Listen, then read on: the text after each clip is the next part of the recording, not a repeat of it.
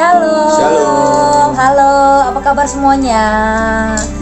Teman-teman semuanya, udah lama ya kita nggak ketemu. Mungkin sama Kak Riki sering ketemu ya, tapi kalau sama aku kayaknya udah lama banget ya. Puji Tuhan, kita semua masih diberikan kesehatan, masih diberikan kesempatan untuk bisa memuji, memuliakan nama Tuhan.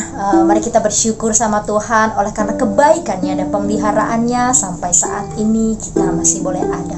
Oleh sebab itu, marilah kita mau sama-sama membawa hati kita untuk bisa datang kepada Tuhan. Kita mau ingat betapa dahsyat pekerjaan Tuhan dalam kehidupan kita. Mari kita angkat satu pujian yang mengatakan, betapa dahsyat Engkau Tuhan. Haleluya. Haleluya. Betapa dahsyat Engkau Tuhan, pencipta segala yang ada, dulu, sekarang, sampai selamanya. Hanya Engkau Tuhan, tak terselami, tak terselami pikiranmu, tak terukur panjang setiamu, dulu, sekarang, sampai selamanya. Hanya Engkau Tuhan ku sembah, Engkau Yesus.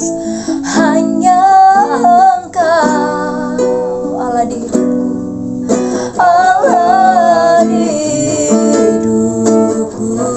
Tiada yang lain, tiada yang lain. Hanya Kau, hanya Engkau Tuhan. Selamanya Kau tetap Allah, walau dunia semua bergoncang, tak tergoyahkan. Kau tetap Allah, ku sembah. Haleluya, ku sembah Engkau Yesus. Hanya Engkau, yes Tuhan, Allah di hidupku. Tiada yang lain, tiada yang lain. Hanya Kau, hanya Engkau Tuhan. Selamanya Kau tetap Allah, walau dunia ya semua bergoncang, semua bergoncang, tak tergoyahkan. Kau tetap Allah, Kau tetap Allah, Kau tetap Allah, Kau tetap Allah. Silakan Kak Riki berdoa. Kita berdoa. Kami bersyukur Tuhan, jika Tuhan beri kami kesempatan untuk kami kembali lagi Amin. memuji memuliakan nama-Mu. Tuhan, satukan hati kami, beri kami kesempatan untuk kami menyembah-Mu Tuhan. Pada malam hari ini, biarlah kasih setia-Mu Tuhan membuktikan bahwa kami sanggup memuji memuliakan nama-Mu dengan lebih sungguh lagi Tuhan. Terpujilah nama-Mu Tuhan, dari awal sampai akhir nanti Tuhan. Kami mau serahkan ibadah ini dalam tangan-Mu. Haleluya, haleluya, amin. Amin. Ya, puji Tuhan. Masih semangat ya sampai saat ini, walaupun kita beribadahnya hanya ketemu secara online, tapi tidak mengurangi rasa sukacita kita dan syukur kita kepada Tuhan. Oleh sebab itu marilah kita angkat satu pujian yang mengatakan, kecaplah dan lihatlah betapa baiknya Tuhan itu. Sambil tepuk tangan ya di rumah masing-masing. Yang mau berdiri, yang mau lompat-lompat terserah ya. Yang penting kita luapkan isi hati kita untuk memuji Tuhan. Haleluya.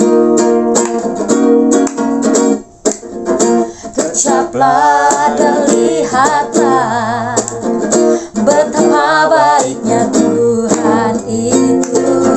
Rasakan dan nikmati kasih setia Tuhan, kasih setia Tuhan, kasih setia Tuhan. Syukur, syukur bagimu Tuhan, segala hormat bagimu Tuhan, Allah yang mengasihiku, Allah yang memeliharaku. Syukur, syukur bagimu Tuhan, segala hormat bagimu Tuhan, Allah yang mengasihiku, Allah yang memeliharaku. Syukur, syukur bagimu Tuhan, segala hormat bagimu Tuhan, Allah yang mengasihiku, dan kamu juga Allah yang memeliharaku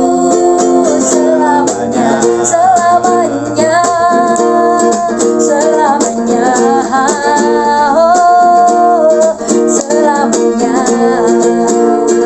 Amin. Selamanya. Yeay. Haleluya, haleluya, haleluya. Tuhan kita dahsyat. Oke. Kita sudah memuji Tuhan, kita sudah berdoa. Sekarang kita mau siapkan hati kita untuk mendengarkan sharing renungan firman Tuhan ya. Dan kita mau katakan semua baik. Sebab rancangan Tuhan itu nggak ada yang pernah gagal. Bukan rancangan kecelakaan, tapi rancangan damai sejahtera buat kita semua tentunya ya. Haleluya. Dari semula,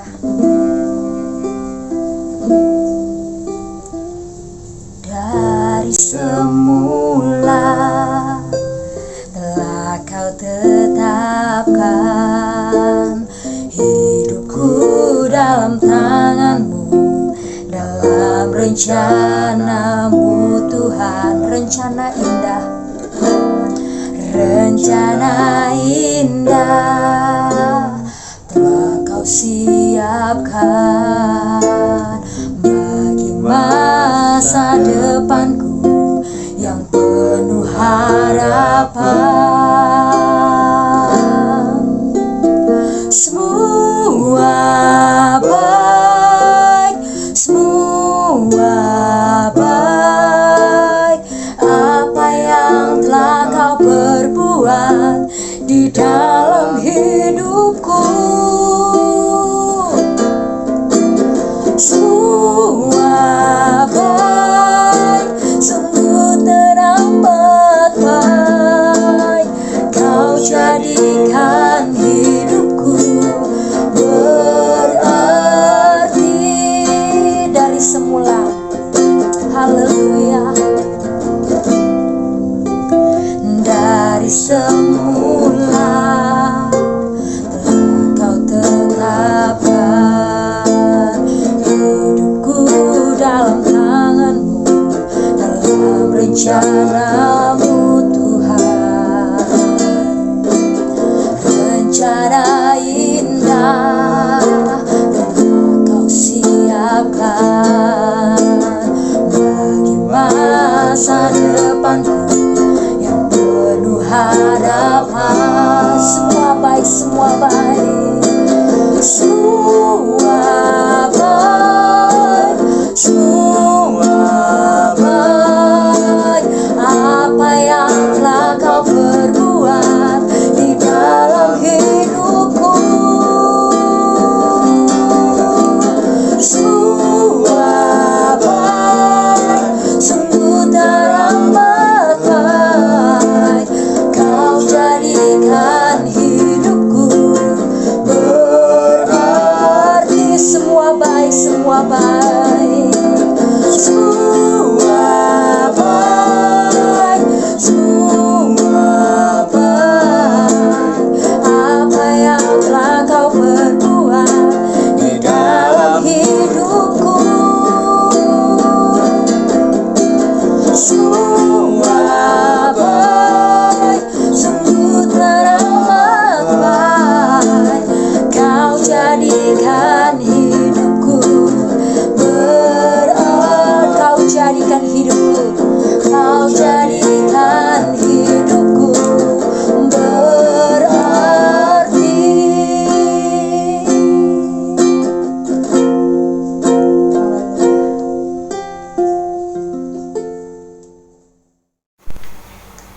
Shalom teman-teman semua, Live Taman Ratu.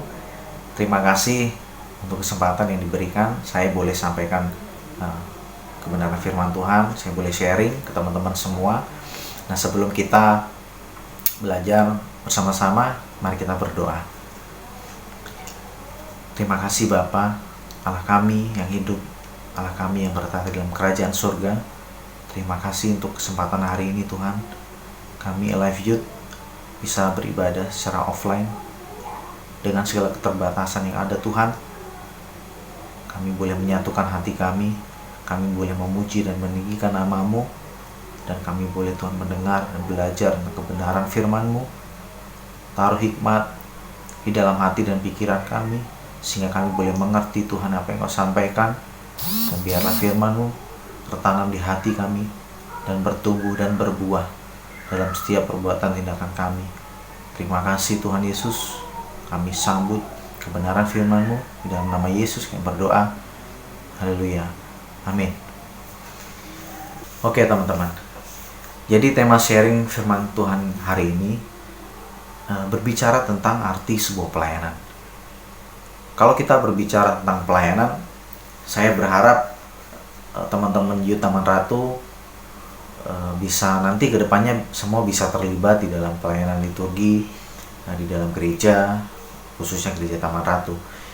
Nah, kita akan belajar tentang 3 hal yang harus dimiliki oleh seorang pelayan. Jadi ada beberapa hal yang penting yang harus dimiliki oleh seorang pelayan Tuhan. Nah, sebelum masuk ke dalam poin pertama, ada sebuah pertanyaan untuk kita semua. Nah, apa yang menjadi alasan bagi kita untuk melayani? Apa yang menjadi motif dan alasan kita untuk melayani Tuhan? Nah, apakah untuk menyenangkan keinginan sendiri? Apakah motivasi pelayanan kita untuk mendapatkan pujian dari beberapa orang? Atau kita melayani hanya untuk memenuhi galeri Instagram kita yang setiap minggu mungkin kita posting, dan mungkin masih banyak hal-hal dan motif-motif yang lain dalam kita melayani. Tetapi apakah itu alasan kita melayani? Nah, kita akan membuka di dalam kitab Roma pasal 12 ayat 1. Kitab Roma pasal 12 ayat 1. Nah, di situ dikatakan seperti ini. Persembahan yang benar. Karena itu, saudara-saudara, demi kemurahan Allah, aku menasihatkan kamu supaya kamu mempersembahkan tubuhmu sebagai persembahan yang hidup, yang kudus, dan yang berkenan kepada Allah. Itu adalah ibadahmu yang sejati. Paulus jelas dan tegas mengatakan, demi kemurahan Allah, persembahkanlah tubuhmu yang hidup, yang kudus, dan yang berkenan kepada Allah. Inilah yang menjadi alasan bagi kita untuk melayani Tuhan. Bukan untuk menyenangkan keinginan kita, menyenangkan orang lain, membuat seolah-olah kita punya banyak andil dalam sebuah pelayanan. Tetapi inilah yang menjadi alasan kita, demi kemurahan Allah persembahkanlah tubuhmu yang hidup, yang kudus, dan yang berkenan. Ini adalah perintah Tuhan. Jadi alasan kita melayani Tuhan adalah perintah Tuhan. Ketika kita ditanya apa yang menjadi alasan bagi kamu untuk melayani Tuhan, ya ini adalah perintah Tuhan. Yang jelas dikatakan, persembahkanlah tubuhmu, seperti kita sedang membawa sebuah upeti atau persembahan kepada seorang raja, dan itu harus dan diwajibkan. Nah, itu sama, bahwa ini adalah perintah untuk kita mempersembahkan tubuh dan hidup kita. Nah, demi kemurahan Allah, Paulus jelas mengatakan demi kemurahan Allah, bahwa segala apa yang kita miliki saat ini, segala apa yang ada dalam diri kita, talenta yang kita miliki saat ini, itu semua adalah pemberian Tuhan. Semata-mata itu semua adalah pemberian Tuhan. Nah, itu kemurahan Tuhan. Jadi tidak ada yang bisa kita menggahkan juga di dalam hidup kita. Nah, kita akan melihat bagaimana proses ketika Tuhan mengentaskan bangsa Israel dari jajahan Mesir, di mana bangsa Israel dikeluarkan oleh Tuhan uh, menuju tanah perjanjian, dan Tuhan memproses mereka selama 40 tahun di padang gurun. Nah, itu yang menjadi acuan bagi kita juga, bahwa ketika Tuhan memproses bangsa Israel, ya benar bahwa Tuhan mau mengeluarkan dan membebaskan bangsa Israel, tetapi apakah hanya berhenti di situ karya Tuhan? Tidak. Tuhan harus memproses mereka selama 40 tahun dari kehidupan mereka yang primitif, dari kehidupan mereka yang sudah terbiasa sebagai seorang budak. Ya, Tuhan harus memberikan perintah-perintah. Tuhan memberikan 10 perintah agar bangsa Israel memiliki hidup yang tertib dan teratur. Dari kehidupan yang primitif, yang mungkin mereka sudah kehilangan kemanusiaan mereka. Mungkin ketika mereka dijajah, mereka harus menyakiti satu sama lain hanya untuk memperebutkan sebuah makanan karena mereka kelaparan.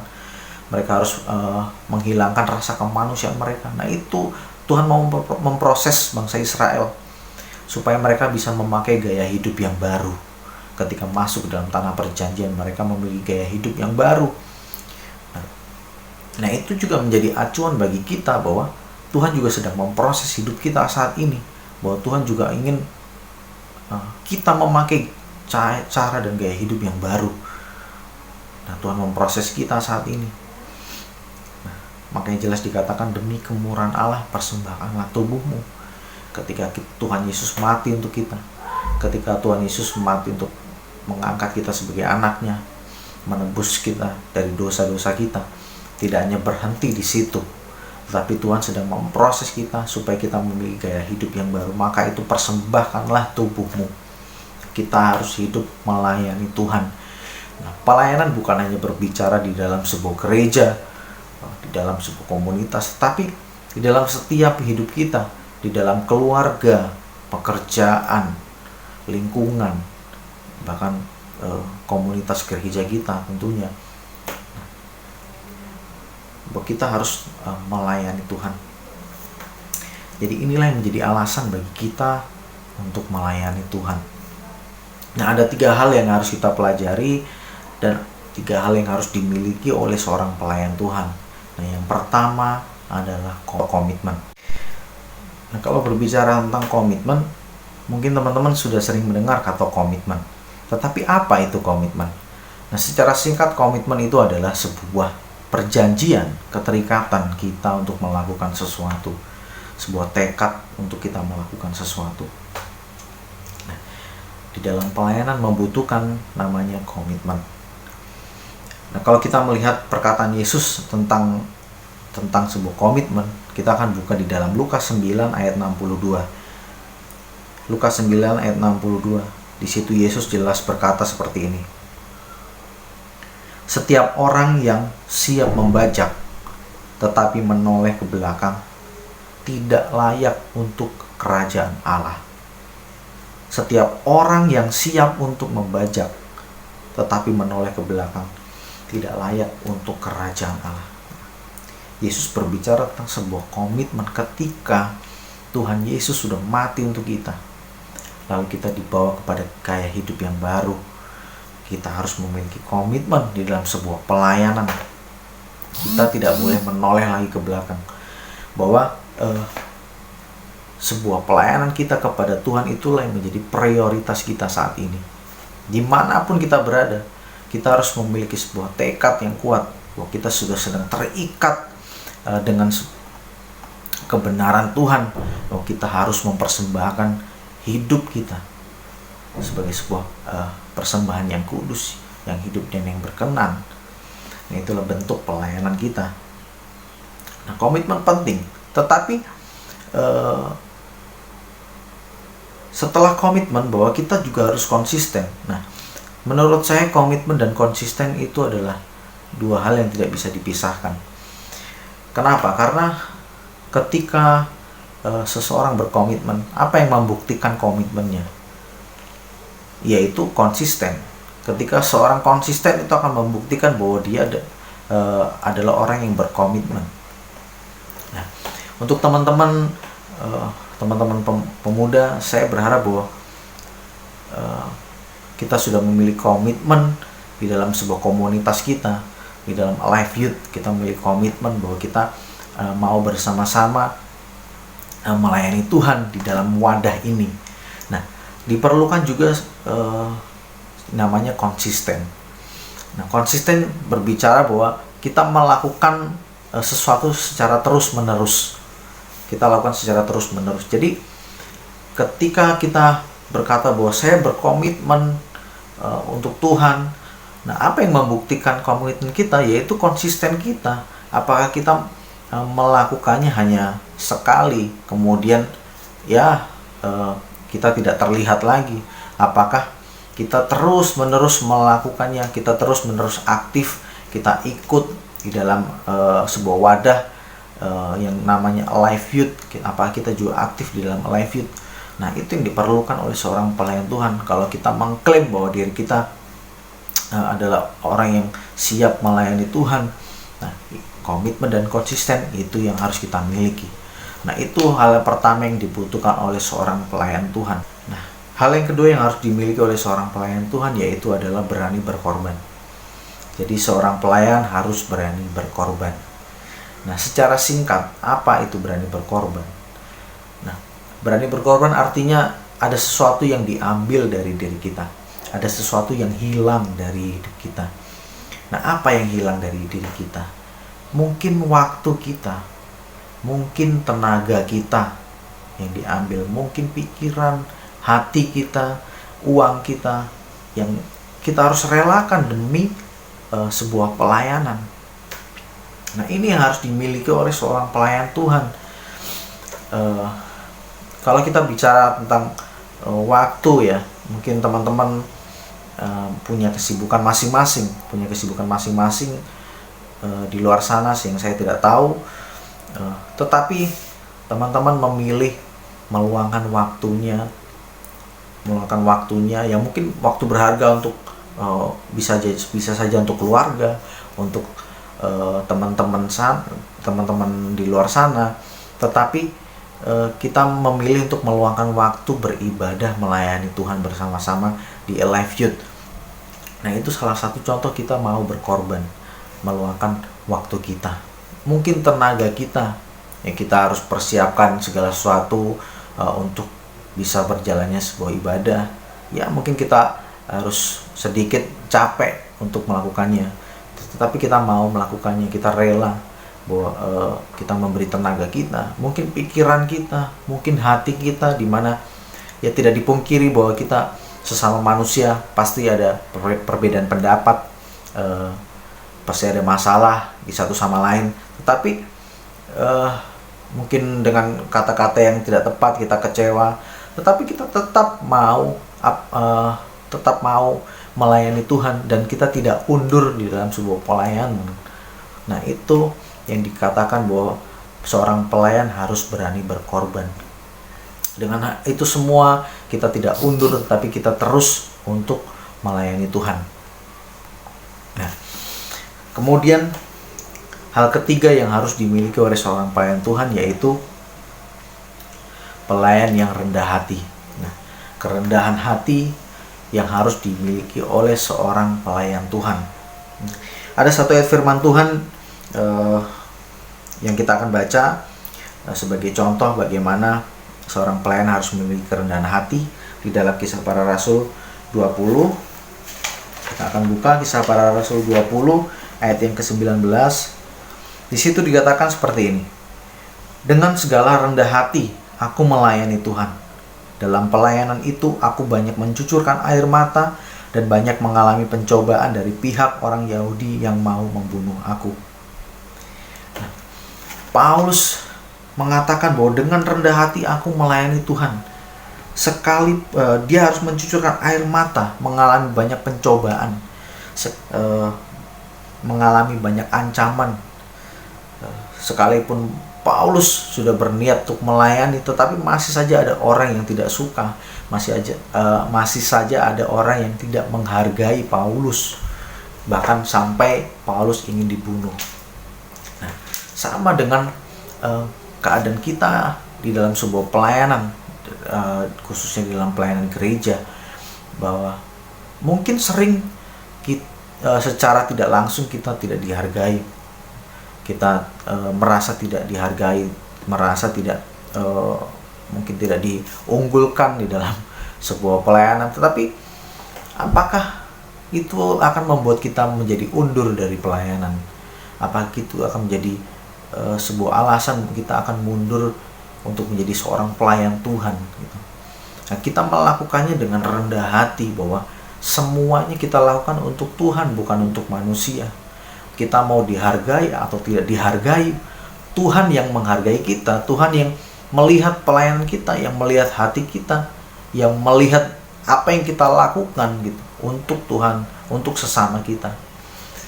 Makanya Paulus berkata bahwa aku melayani Tuhan dengan rendah hati, sekalipun banyak ancaman, banyak cercaan, yang banyak orang yang tidak menghargai Paulus, tetapi Paulus tetap melakukan pelayanan itu. Nah, kita harus belajar dari Paulus tentang kerendahan hati. Nah, kita juga harus praktekkan di dalam komunitas kita, Life Youth gitu.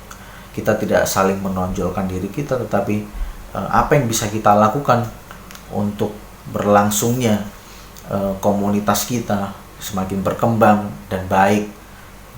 Nah, itu dibutuhkan orang-orang yang memiliki komitmen dan konsisten, kemudian orang-orang yang memiliki hati yang rela berkorban, jiwa yang berkorban untuk berjalannya sebuah pelayanan yang ada. Kemudian dibutuhkan juga seorang pelayan yang rendah hati. Nah, biarlah firman Tuhan hari ini bisa mengajarkan kita bagaimana kita menjadi seorang pelayan Tuhan harus memiliki ketiga hal tersebut supaya nama Allah dipermuliakan dan kita menggenapi firman-Nya. Kita sebagai orang-orang tebusan, sebagai anak-anaknya, Tuhan memerintahkan kita untuk mempersembahkan tubuh kita, mempersembahkan segala hidup kita sebagai bentuk pelayanan kita kepada Tuhan. Nah, terima kasih. Tuhan Yesus memberkati teman-teman semua. Ya teman-teman, gimana renungan firman Tuhannya? Semoga ini bisa menjadi berkat buat kita semua ya, anak-anak muda. Semangat ya, semangat biar iman kita boleh semakin dibangun, semakin percaya, semakin bertumbuh kuat di dalam Tuhan. Haleluya, haleluya. Terima kasih buat hambanya yang sudah menyampaikan. Kiranya Tuhan memberkati ya. Oke, kita mau mengakhiri ibadah kita ya. Kita mau angkat satu pujian mengatakan, Kau Allah yang besar. Haleluya. Kau Allah yang besar, ajaib dan mulia. Kau Yesus yang selalu membuatku terpesona. Segala pujian bagimu ya Tuhan.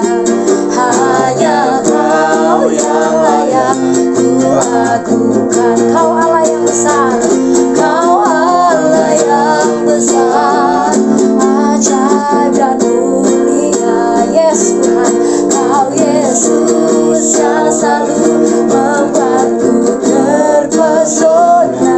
Segala pujian bagimu ya Tuhan. Hanya Kau yang layak ku agukan. Hanya Kau yang layak. Hanya Kau yang layak ku agukan. Hanya Kau yang layak ku agungkan.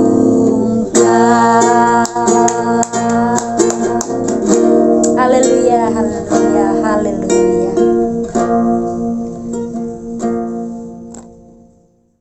Puji Tuhan, kita telah diberkati lewat renungan firman Tuhan yang telah disampaikan oleh hambanya Pak Ruben. Dan kita percaya lewat firman Tuhan atau sharing firman hari ini boleh menguatkan anak-anak muda untuk tetap kuat dalam imannya menghadapi tantangan-tantangan yang ada di saat ini, di zaman ini, agar kita tetap kuat di dalam Tuhan. Mari kita tetap berpegang teguh di dalam firman Tuhan. Terima kasih hambanya Pak Ruben, kiranya berkat Tuhan menyertai Pak Ruben dan keluarga. Demikian juga buat pemimpin pujian, kita telah menaikkan pujian penyembahan praise and worship hari ini. Terima kasih kepada hambanya Pak Riki dan Ibu Agnes yang sudah menjadi berkat lewat pujian penyembahan. Kita berdoa Tuhan memakai Pak Riki dan Ibu Agnes dalam pelayanan, sehingga banyak jiwa boleh dimenangkan bagi kerajaan Allah lewat pelayanan Pak Riki dan Agnes. Mari kita akan mengakhiri ibadah kita dalam ibadah Youth Sentral dan Teens Taman Ratu, agar kita percaya berkat Tuhan selalu menyertai kita. Mari kita tunduk kepala, kita akan berdoa. Segala puji dan syukur kami naikkan kepadamu Bapa di sorga. Mengakhiri ibadah kami percaya Tuhan bahwa Engkau tetap menyertai setiap kehidupan kami. Terlebih khusus hamba berdoa buat anak-anak muda dan teens yang ada di Sentral Taman Ratu. Tuhan yang memberkati mereka, biarlah mereka boleh menjadi generasi-generasi yang berdampak dalam hidup mereka. Boleh menjadi generasi-generasi yang kokoh di akhir zaman ini ya Tuhan. Dan biarlah boleh mereka meneladani Kristus dalam kehidupan mereka. Mereka boleh melihat akan keteladanan Kristus dan mereka boleh memancarkan itu dalam hidup mereka masing-masing. Terima kasih Bapa, berkati anak-anak muda dan teens di Sentral Taman Ratu, GB Sentral Taman Ratu, dan biarlah mereka tetap boleh menjangkau jiwa-jiwa anak-anak muda. Berkati mereka dalam usaha dan pekerjaan mereka dimanapun mereka berada. Dan anak-anak muda yang saya kasih dalam Tuhan, mari kita akan mengakhiri ibadah kita. Oleh karenanya mari angkat tanganmu dan terimalah berkat Tuhan. Kiranya kasih karunia dan damai sejahtera dari Allah Bapa, cinta kasih daripada Tuhan Yesus Kristus, serta persekutuan dalam kuasa Roh Kudus menyertai kita sekalian mulai hari ini sampai Maranatha, Tuhan Yesus datang kembali. Haleluya, haleluya, amin.